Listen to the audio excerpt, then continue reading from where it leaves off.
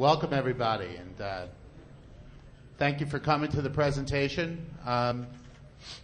Today, Mike and I are going to talk about dispelling a lot of the urban legends and myths that persist in our information security careers. And, Mike and I are real pleased to be back here at DEF CON. Gave a presentation last year, a little bit geared towards career management. And to tell you a little bit about myself, oh goodness, this is my 10th con, so I'm feeling a little old. But I've been working in the recruiting industry for the past 12 years, and it's been exciting. We've been able to talk to many different people at many different stages of their careers, and I've really had the pleasure of working with them and seeing them accomplish their goals over the past decade. And I'm Mike Murray. Come from a little different place than Lee. I'm a security guy myself. Spent the late 90s pen testing and doing vulnerability research and then doing a whole bunch of different stuff. And I ended up doing this mostly by accident. It just seems that I've thought a lot about my career and worked with a whole lot of people who have gone through some career stuff and spent a whole lot of time mentoring people. And Lee and I became friends a few years ago, actually at Black Hat and DEF CON. And we met in an elevator. Yeah, we did. We met in an elevator. That's hot. And the more we talked about it, the more we realized that we were seeing the same things and that we had different perspectives that we could bring to this. And so we started putting together these talks. And we started talking to groups of people like this. And so before we actually start talking, I know many of you who came in were getting flyers at the door that we are doing a survey on this stuff. We've been up here a couple of times. We talk about this stuff all the time, and we do podcasts and we blog and all that sort of stuff. And it's a whole lot of Lee's opinion and Mike's opinion, and we kind of get tired of ourselves after a little while. And there are a whole lot of questions that we wish we had the answers to. If you look around the industry, like everybody does career surveys, everybody does salary surveys, but it's like ISC Squared or SANS or CSO Magazine or somebody like that. It's a really narrow group of people. You never get a really good cross-section of the entire industry all at once. You get a really narrow position, usually from people who have an agenda. We're really lucky. We don't have an agenda. We don't have anything to sell. We're not here to make money off you guys. We just want to be able to give you guys the best information that we can and give you guys the best advice that we can give when we're talking about careers. So we're going out and we're kind of in our spare time putting on the full court press, doing podcasts, talking to reporters, trying to get as many people in this industry as possible to put some data together that can allow us to, next year when we get back up on this stage, give you guys some real information, not just about what we see, when I'm mentoring people or when Lee's talking to his people, but what is really going on out there from a really broad perspective. Two things about the survey. One, I'm a security professional myself, and I'm paranoid about my own information, so it is anonymous. It is completely anonymous. We are not collecting any information about any people with the survey itself. We're not collecting IP addresses. We're not collecting any of that stuff. There is, after you leave the survey, you bounce to a thank you page on a completely different server where we let you put your email address in so that we can send you back the results when we finish collecting them. Completely unrelated stuff. If you want to know more about the technology, my email address is on that flyer that you got. Ask me, because I know how important personal information is, and I spend my life protecting it in my day job. So I wouldn't put out a survey that was irresponsible like that. And second, tell everybody you know, because the more data we get, the better, and the better we can help everybody. So on to the real meat of the talk. It's sort of a really cruel trick. We live, by definition, we grow up in a world that prepares us for the last world. We grew up and were educated in a world that prepared us for the careers that our parents had. And most of our parents probably started with a company when they were in their early 20s, and they got to their late 50s before they were laid off or had to retire or whatever. We don't live in that world. In our world, we switch jobs. We have to do things that our parents never had to do as far as career management. And so we were prepared to live in a world that is not this one. And many of the lessons that we were taught have spawned such misinformation and so many myths that Lee and I spend all of our time saying that's not how it is. That we want to get up here and talk about what some of those things are and what the reality of it all is. We'll start with job hunting, and mostly because that's what most people think about when they talk about careers is, how do I get that job? And myth number one, right there, almost everyone prepares a cover letter. Almost you read any book on job hunting, you read any book or advice or anything, it always says have a great cover letter, that they add color to the resume, that they really help you out. In 12 years, I've never had somebody get a position who had inferior skills but a great kick-ass cover letter. If you ask me, no one really has time to read cover letters, and a lot of times they could just be dismissed as a personal adjective exercise. Everybody knows how no one ever has a low opinion of themselves on a cover letter, so people dismiss it all the time. In fact, most of my clients won't even read it; they won't even request it. Yeah, as a hiring manager, I've never read one myself. And neither have I. Second myth on the list. Really, all resumes. We were taught at the beginning of our careers, at least I was. You have a resume, and you put on there the stuff that you think the hiring manager wants to see, and then you put that out there, and the hiring manager will hire you based on your resume. There's so many different misconceptions on resumes. You could read books from here till the end of the year about how to write a proper resume. Let's just address a couple things. There is no real defined length for a resume. Whatever you've accomplished, put it down. Communicate succinctly. If you have enough information to fill up one page, fill up one page. If you have enough information to fill up 2 pages, it's worth reading, fill up 2. Objective statements. Unless your objective is to get the exact job that they're advertising, do not put an objective statement is. HR people read objective statements and then they say, oh, this person wants to be a chief security officer. We're only hiring for a vice president of information security. We don't want this person. Obviously, they can't have any skills useful to that organization. If you're going to go after different jobs, have different resumes. You do not only need to have one resume. Understand your audience. You are marketing yourself to your potential employers.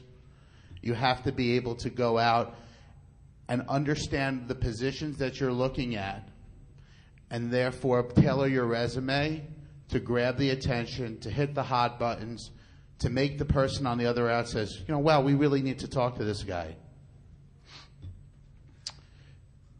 Let me ask you a question. How many people use the word expert on their resume? Okay. Let me ask you this question. If you are in a situation when you're hiring somebody and you see the person's resume and the word expert is on that resume, what do you do as an interviewer? You grill the shit out of them, right? You're going to just see how much of an expert they really are. So guess what? Unless you really are an expert, don't put it on. And those who are experts never call themselves experts. I think the one thing that's very important to talk about with resumes in general is that it's a one thing that you just can never overlook is your accuracy on your resume is critical. I've seen many people go through month-long interview processes for very high-level positions, and at the end of the time when they've been doing background checks and reference checks, the resume doesn't check out. And it's a very painful discussion. So when you come down and you're putting together your resume and you're talking about your jobs and you're talking about your careers, you can't really omit that 6-week mistake because it might come back. The hiring manager might know somebody that worked with them way back then that says, oh yeah, I remember him from XYZ company. They look at the resume. XYZ company's not on the resume. What is this person not telling me? I cannot trust them. I cannot hire them. So please make sure that you're accurate when you're putting together a resume.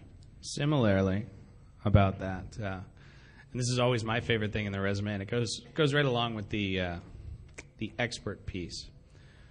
Your technical expertise should be accurate as well.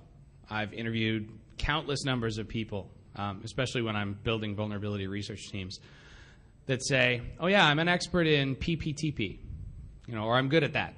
Protocols known, point-to-point tunneling protocol. And I ask them about it, and they say, well, I read it in a book about 4 years ago. That's not something that should be on your resume. If it's on your resume, expect to be grilled about it. If it's there, you better be able to back it up, even if you don't say the word expert. Because the first thing that tells me is that that's about the level I can expect you to learn everything. The level to which you know the worst thing that you are, your worst skill on your resume, is the level you're going to be judged at technically on everything else. Oh, one more thing about resumes. It doesn't really matter what kind of paper you put them on. So save your money. Here's another myth. Your resume is really the first thing that the hiring manager should hear about you. That's basically the way you get it from an online job board. Yeah, sorry. Go ahead, man. This is what I was taught when I was going into careers. You send the resume to the hiring manager, and that's the first thing that they know about you. It's the first thing that they see. It's total crap in this industry, especially, but in this day and age, it's not true at all. So, by the time you get in front of a hiring manager, they should already know who you are. And I'm going to tell an example. Somebody tried to hire me this week. Somebody showed up here and tried to offer me a job. And he called me up and said, hey, I've heard about you. Let's sit down for a meeting. Okay. Don't know who this guy is really, but let's have coffee. Guy knew everything about me. I swear he talked to my third grade teacher before he sat down with me. I'm seriously, he read everything that I had written in the last 5 years. This is the way hiring managers approach people they want to hire. I do it too. If I'm going to hire somebody, Google is my friend. And before I mean, this guy's never even seen my resume. He knew everything that there was to know about me. I talked to a couple other people that were like, yeah, that guy called me asking about you. The hiring manager is going to hear about you before they ever get your resume. The point of your resume is just to confirm what they already know. So how do you make sure that they know the right things? This is the point where I get to start talking about networking. Because if that guy had called all the people that he called and found out that nobody knew who I was, he'd have had a really hard time researching me. Your network is going to get you more jobs than you ever know about. The people that you know are really going to be the people that get you jobs. This kind of place is the best thing that you can do to invest in your career. Come to a conference like this and start meeting people. Start meeting everyone and anyone that you can. Like Lee said, we met in an elevator. And it was that hot. It really was. And that may seem kind of ridiculous, but that meeting, 4 years ago now, led to a job and a whole lot of different speaking engagements and a whole lot of stuff. And it was just like, we got in the elevator. I'm like, he noticed he had a black hat badge on. I'm like, hey, dude, what's going on? And our friendship went from there. Your friends will get you more jobs than you will get through Monster.com or, sorry, Lee, through recruiters or through anything like that, unless you become friends with those people. Find people like Lee. Find people like, other people who have that influential location within the industry and get to know them. I don't know anybody in this industry who knows more people than he knows. And who is better friends with more people in this industry than Lee. So he's a great guy to know. If I want to know something about someone who I'm about to hire or whatever, I can always call my friends and say, hey, what's this guy all about? What's this person going to be like when I'm working with them? It's not about the resume. It's about who you know and how you get to know them.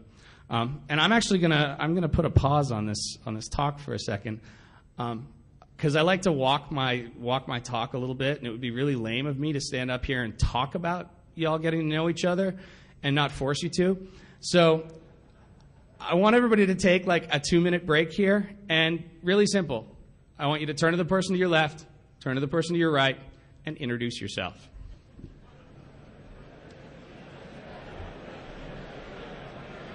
Couldn't help it.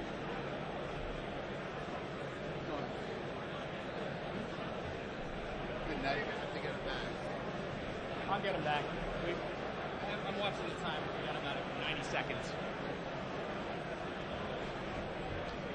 What's up? I'm going to take this table from you. Just pretend it's not happening. Done. Okay? Can I have the water? What is it? I'm taking your table. I need to borrow it. This one? No, this That one. You can keep yours. Thank you. It's not happening. No one's going to notice. They're busy introducing themselves. That's right. Okay. Let's give him a second more to be disruptive at the table, because it actually works out. They're not noticing that he's up here doing all this logistical crap. All right. Wow, you guys are great. Yeah, you guys are fantastic. Give yourself a round of applause. Yes.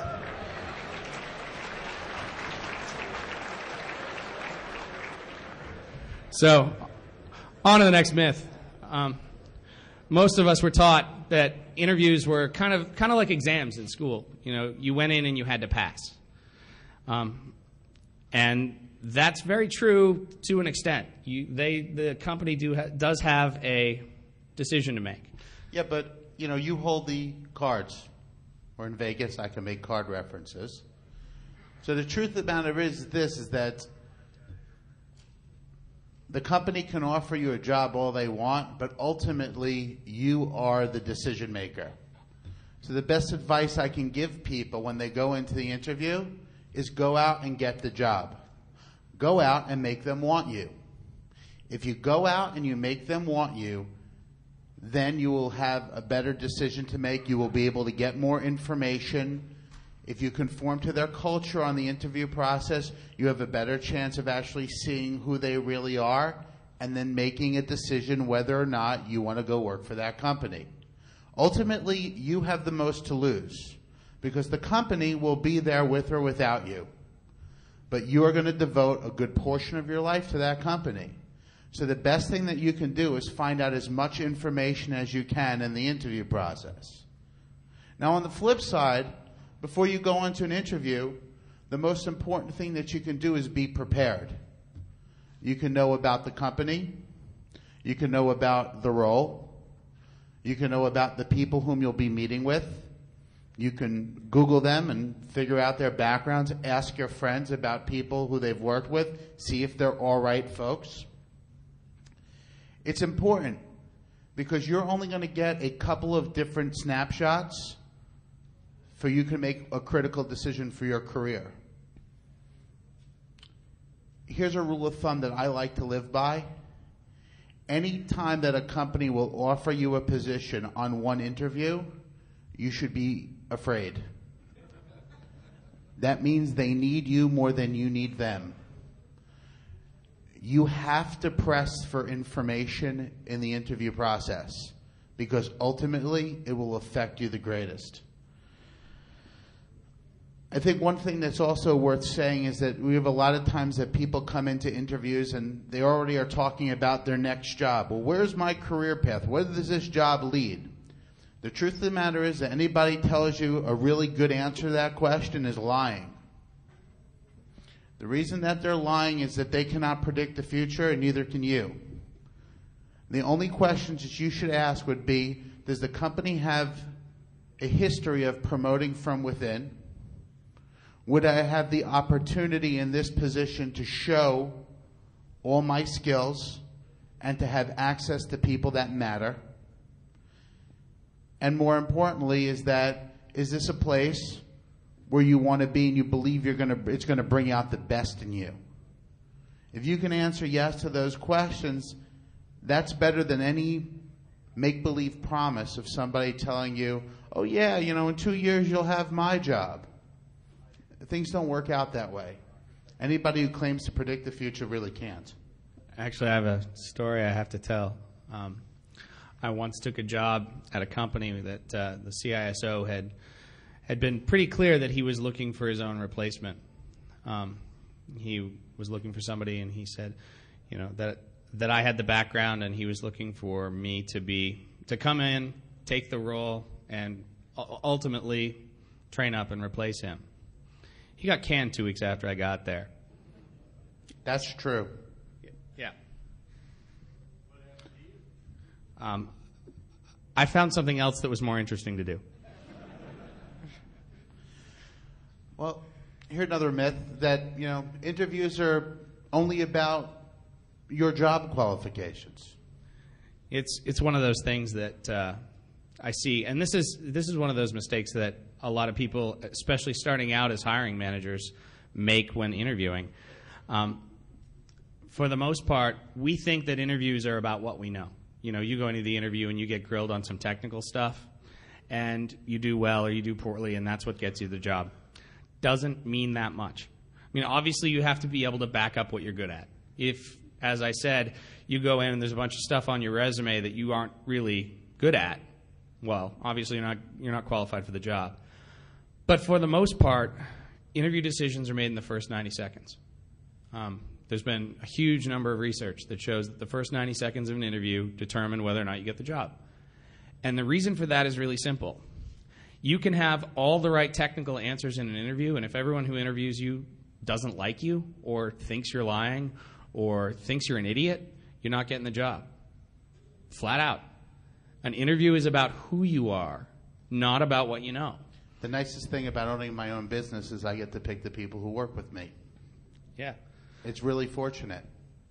At one of the companies that I worked for, we would talk often about a candidate passing the beer test, which was really simple. Would we want to take this person out for beer? Would we want to have beers with this person? Guess what? If you failed, I don't care how smart you are. Really. You could be the most brilliant dude in the world, and if you're not somebody that we want to work with on a daily basis, we're not going to work with you.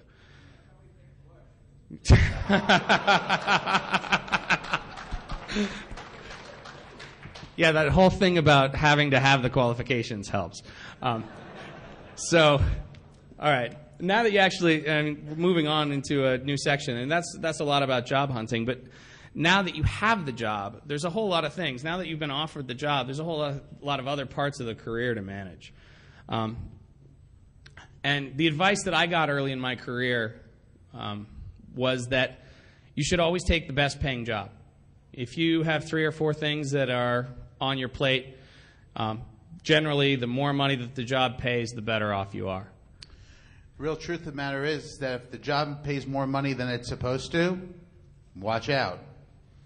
Chances are that there's a reason that they're having a hard time putting people in the role, and they have to woo people with money, and that will always be a temporary solution to a longer-term problem. A lot of things that, people talk. How many people ever go on an interview and they give you one of those HR forms and it says desired salary? Anybody who's interviewed for a corporate job gets that, right? What do people normally put in? 1 million? How about 1 billion? How about open? Open's a favorite, right? A horizontal stroke? Yeah, people really like that.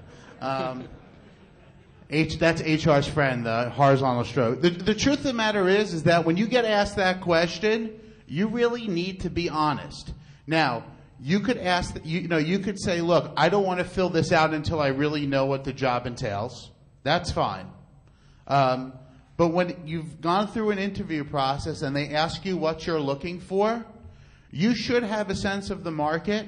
You should have a sense of what your skill value will be. That's another place where our survey will come in handy. Shameless plug. But the idea is that you should have an understanding of the market, and whatever you put down there should be something that you can live with, something that you feel is fair, something you feel is reasonable, and something that you believe that the company is willing to pay. If you know that you're not going to take a job for less than $120,000, there's no reason to write down that you should, write down a number less than $120,000. Now, if you're only earning $80,000 and you write down that you're not going to take a job for less than $120,000, chances are they're going to laugh you out of the door. Unfortunately, one of the rules that do exist is that unless you are bringing a very highly specialized skill to the table that is recognized by the company, your next compensation will be predicated upon your past earnings. If you are asked about your past earnings, do not misrepresent them. You can tell people that you're eligible for up to 20% bonus, even if you only got 10%. That is not a lie. But if they ask you how much you got last year, you need to tell them the accurate numbers. There's no reason to play God. The system, unfortunately, does not work for us here. And you have to understand that you are playing within the system. If you have questions before you take days off from work and go into interviews and things like that, what you should be telling people is up front and say, look, if you have a magic number, let them know that up front. You will save your time. You set parameters. That's what we do all day in my office, is set parameters with our customers. If we know that a candidate is going to need a specific amount of money, we communicate that. And if we deal with a candidate that's unrealistic in their value, we will not send the candidate into the client. All of our clients, and we deal with the Fortune 500, and we deal with a lot of product vendors, and we deal with a lot of service providers in this industry, over about 140 or 150 to date. All these customers, they demand that when we send somebody in that we have accurate compensation, because they don't want to waste their time. So all those things are very important. And when you get down to it, you never want the compensation portion to be a win-lose scenario. Your first real interaction with this new boss that you have and with this new company is going to be how you handle this portion of your introduction. So you need to utilize this time to set a precedent of the type of person you are. Are you going to be reasonable? Are you going to be a mercenary? Is it always going to be about money? Or is it going to be because you're really excited about what you're doing? People who are passionate about what they do always find a way to earn money. People who go for job to job, for money to money, wind up with a crappy career. Short-term success, long-term failure. I see it every day. I see people paying for it. Their mistakes of the last 5 years. Here's one thing, I'll digress. I listened to a sports talk radio show. I can't believe I'm actually pulling something in a DEF CON presentation from a sports talk radio show. But the guy on the radio said it was more of a life lesson. And he talked about his father when he was a child using a yardstick as a... and everybody's seen a yardstick. I tried to find one in Vegas, but all I could find was booze and hookers. But, I mean... So... the truth of the matter is, in this yardstick, is that everything that you do out on that yardstick automatically stays on that yardstick. So if you've done some bad things early in your career, unfortunately, when you're 20 years out, those things that you did early, they're still on you. They were using references like drugs and cigarettes and stuff like that, but the truth of the matter is that you're always building on that same path. And every time you make a decision, your previous decisions do come to light. So you have to think of things that way. So since we're on money, bit of a digression, because I've managed a lot of people, and I know that money's one of the hardest things for most people to deal with. We have this North American cultural thing where talking about money is really difficult. Sorry, I wasn't on the mic there. And when we talk about raises, it's a really interesting one, because I know a lot of people, especially earlier in their careers, think that if they just go to work every day and show up and work their butt off, and they've got talent and they've got skill, they will get the raise they deserve. the myth is, I mean, that's the myth, but everybody's laughing and saying what reality is that, reality is that you have to understand what your market value is. And you have to have a good relationship with your boss to be able to communicate that with them. I mean, if you're having a problem making your ends meet at home, you need to sit down with your boss and say, look, I can't afford to work here anymore. That might sound crazy, but guess what? That person probably has some of the same problems as you have.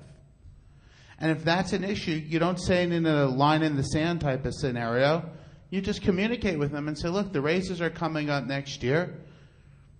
I've been approached a couple times during the year about opportunities that pay about $5,000 or $10,000 more than I'm currently earning, but I'm reluctant to pursue them because I enjoy working with you. Now, what do you think that person's going to do when it comes raise time? If they value you and you've been a good employee and you've worked hard, they're going to do their damnedest to help you. If not, they might say, hey, look, you know what? I appreciate you telling me this. Unfortunately, I can't do anything for you. I encourage you to go look at other things, but just keep doing a good job and I'll work with you. It's important to have a great relationship with your boss. It's important for them to understand a little bit about where you're coming from. That will ultimately help you during the raise time. I mean, one of the other big myths out there, you start talking about raising, what's more important than money, right? Title. Title's the most important thing in a job. Title really defines who you are. Right? If I don't have a great title, my mother-in-law can't brag about me at cocktail parties and things like that, right? Does anybody in the room know who Guy Kawasaki is? Yeah. Anybody know what everybody remember his first real big success and what he was originally famous for? Apple Evangelist, exactly. Somebody remembers his title. That's impressive. I was going to say, does anyone know what his title was? Because not very many people do. Everyone remembers that he was big on the original Mac team. He was part of the big first Macintosh thing. Nice job. But for the most part, it's not about what his title was. And his title was actually Raging Thunder Lizard Product Evangelist. Gotta love those 80s tech titles. But that was his actual job title. But nobody cares. Everyone remembers that he did really cool stuff at Apple, and now he does really cool stuff elsewhere. Your brand is not going to be about your job title. What is going to be remembered 5 years from now is not the title that was on your business cards or the words that were on your offer letter. What is going to be remembered is the cool stuff that you do. And that includes not even within your job. That includes outside your job. I was talking to somebody here yesterday, and unfortunately, I'm the networking guy, and I didn't get his name, which is, bad me. But he was the guy here talking yesterday on SCADA, and we were talking in the speaker green room. And he was saying that when he first started talking here on SCADA, he didn't work in SCADA. His day job had nothing to do with SCADA, but it was something that really got him excited, and he really liked talking about it, and he really liked working on it. And now he does it for a living because that's what he got known for doing. Nobody knows what his job title is probably, but everybody knows he's good at SCADA. And that's the way that your career path is really going to flow. You're going to get known for the things that you do. People email me and call me and approach me all the time about security careers. It's not what I do for a living, but I get up here and talk about it all the time. And I get known for what I do. Each of you is also known for what you do. Within your company, within your circle of friends, you are somebody. Whether it's the guy who always shows up late or the girl who never calls you back or whatever. You are known for what you repeatedly do. Speaking from personal experience there. Yeah. Yes, absolutely. Yeah, actually, if you ask any of my friends, and some of you are in the room and can verify this, I'm the guy who's way too overcommitted and way too busy and has way too much going on for any one human being to keep up with. And thus, I don't call people back enough. But you get known for what you do, not for what your title is. So since we're talking about branding and what you get known for, it's really hard to plan that without knowing where you want to go. So we want to talk a little bit about the career path. Just getting back to title for one quick second, Never let your title define who you are, and never let other people define you by your title. Be proud of what you do, be good at what you do, have passion about the things that you do, and your title will turn out to be insignificant. But here, big myth, right? The myth today that the longer you stay with a company, the better your career is going to be. That was a real big hit back in the 50s and the 60s. And I have to jump in and talk about this because somebody pointed out to me the other day that this is the fourth straight year that we've gone out for drinks at Black Hat, and this is the fourth straight year I work for a different company. And my grandmother doesn't get this one at all. This is really the 50s and 60s kind of messed with us as far as this goes because anytime I go home and talk to my family, I always get the you really need to settle down and find a company where you can have a single job, and why do you move around so much? But we don't live in that world anymore. That's the world of our parents. As I said, you become known for what you do. When you're doing things that aren't worth being known for, you need to find some place where you can do those things. Generally, that's going to be at your own company. For most people, the best job is the one you're already in. Find a way to make that job better by doing cooler stuff, by changing your job responsibilities so that you're working on things that are worth working on. Hack your job. Yeah, hack your job, exactly. But when that stops working, it's time to change. I'm the first one to stand up here and talk about my own career, but I'm not a job hopper. Every single one of those moves was well planned, and it was done with the full discussion with the management chain that I was in. Hey, okay, we've done this project, we've done this work. The next thing I need to do for my career is X, Y, and Z. Can I do that here? If the answer is no, it's time to find someplace else to be. We all know people who just sort of float from job to job, and it's like, dude, you've had the same job at 5 different companies in 5 years. That's not what I'm talking about. I'm talking about making sure that the things that you want to do and the things that you want to learn and the places that you want to grow, find them, whether it's where you are or whether it's somewhere else. So, jumping right along with that, the same sort of myth applies to your own growth. We all grew up believing that your company was going to manage your career and your company was going to train you and your company was going to send you to these conferences. The reality of that is that you're responsible for your own career. You're responsible for the good decisions because you're going to deal with the successes, and you're responsible for the bad decisions because you're going to live with the consequences. I think that I'll leave you guys just with 3 main portions here that it's key to make investments in your career. Those investments can be defined in any way that helps you get to where you want to be. They can be books, they can be conferences, they could be education, they could be certifications. Whatever works for you. They could be non-information security related. All those things are good. Here's some 3 rules to live by. Any investment that you make in yourself is money well spent. If you do not invest in yourself, do not expect anybody else to. And the third thing is that you get what you pay for. Think about that for a second. Think about the person who flaunts that they have an MBA, but the MBA is from an online university somewhere. Think about the person who has an MBA and that's from Wharton or Harvard or Sloan or Kellogg. Think about the difference between the value for those MBAs. Every time you make a decision, understand what you put into it is what you will probably get out of it. And don't kid yourself. So here's another myth. Your career is a natural, organic progression that will just flow by like a nice spring day. We all know people like that. I know people who are just like, when I'm ready, the next job will appear. Yeah, no. Sorry. The people who succeed plan to do so. All right. Time for a little bit of an audience survey. And by the way, these questions are in our survey. Another shameless plug. How many people in this room have written goals for the next year, 5 years, 10 years? That's great. Okay, the rest of you, what are you doing? Why not? Yeah.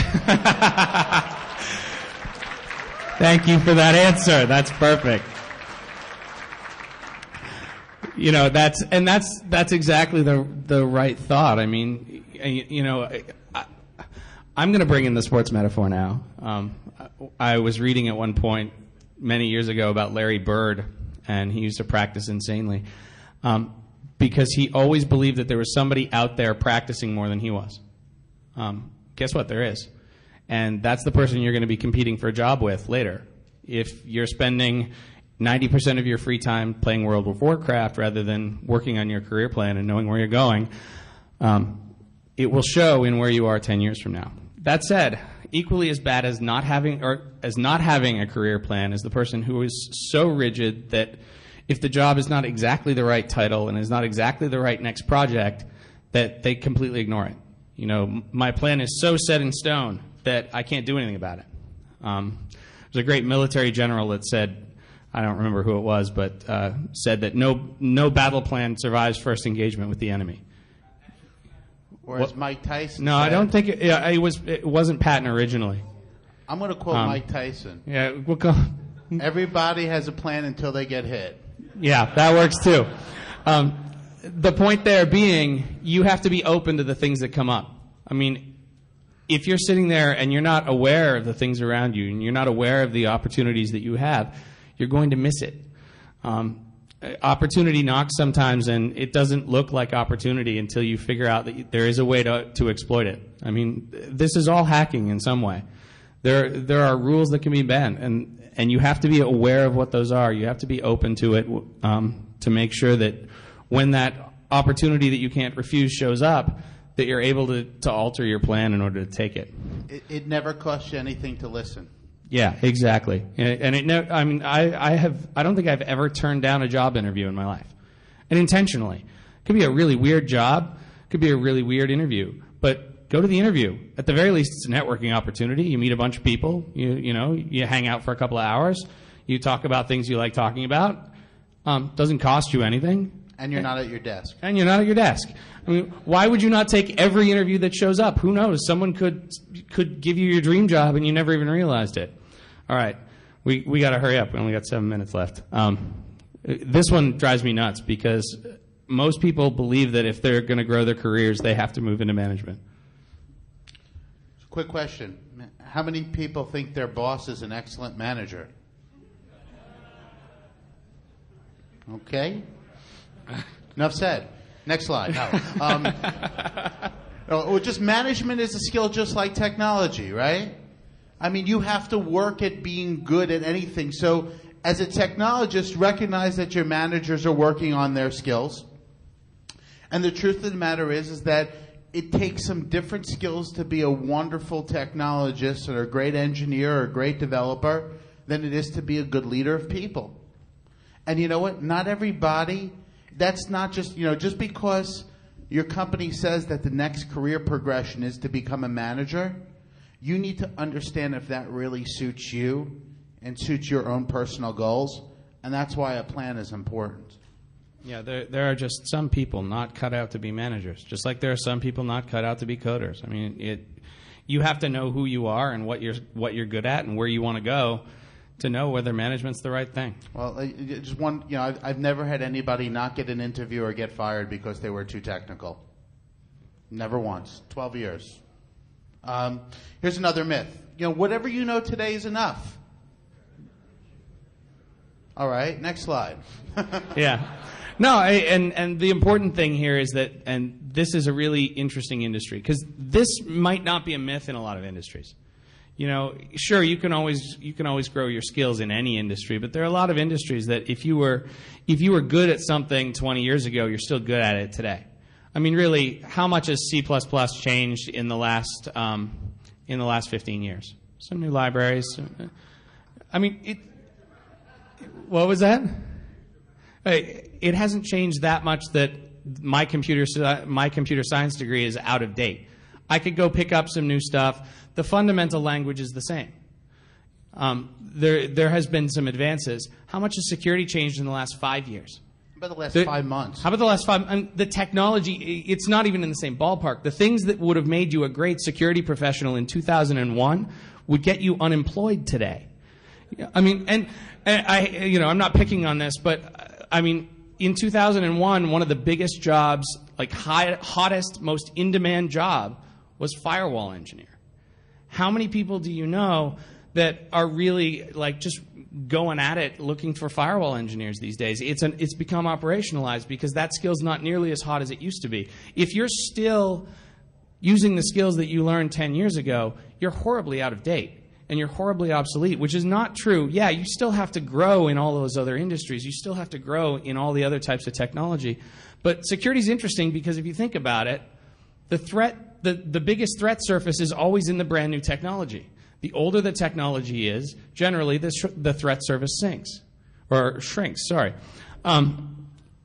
By that definition, you must be up on the newest stuff in order to be current in this industry, which presents a really interesting challenge. If you slow down for a second, you will perish in this industry. I'm sure everyone in this room knows somebody who was totally in demand 5 or 6 years ago, if you've been around long enough, that is really just not that useful today. That's not as true in most other industries. Now, one of the things that happens is that in the industry, everybody asks, well, what are the hot skills? That's a favorite question. When the reporters call, they're like, hey, Lee, what are the hot skills? I'm like, all right, well, the hot skills are different. And what happens is when a skill becomes hot, then more people gravitate towards doing it. All the certification bodies roll out and say, oh, we're going to certify you in the hot skill now. And then all of a sudden it becomes a mass-marketed skill. There are more people. It drives the price down. And then something else becomes the hot skill. So if you keep chasing the hot skill, guess what? You will wind up having a really, really good body of work that will put you in a situation when you're in the room and someone's asking you about your experiences, you'll be able to address a lot of those different things. The key about your careers is being able to leverage the things that you're good at, to focus and understand your strengths, to make investments in yourself, because this industry is becoming more and more competitive. And what will happen is that there are going to be more and more smart people just like you sitting in the audience. And guess what? There's going to be less and less good jobs out there. And what you have to figure out is that when you get in that room and you're invited to that party and there are 4 or 5 other people that are just like you, just as equally as qualified, what's going to make the difference in them giving you your opportunity? And it all starts from today. It all starts from building a plan. It starts from executing on that plan, reaching out, learning, understanding what you need to do to accomplish your goals. And just set your mind to it. You guys do it to everything else and you're successful. This should be no different. You want to plug that one more time? Well, I mean, the survey, we keep saying plugging the survey, right? I mean, we've worked with a gentleman who's a PhD from Stanford, is very involved with the HoneyNet project, helped us put the whole research spin on the survey. It's in SurveyMonkey format. We just want to know from everybody. We want to give real good data back to the industry, and we don't want it to be colored by any trade association, by any one skill set of people. I mean, we're going to go out to all our contacts to the community. So we're really counting on you all to tell your friends, to participate, and really, we're going to give it back, and we're going to pay it forward. And I think that's, the best thing that we could do. Anybody has questions, come see us in the Q&A room. We're happy to answer. We love doing this stuff, so let us know. I don't actually know whatever the room for track 5 is.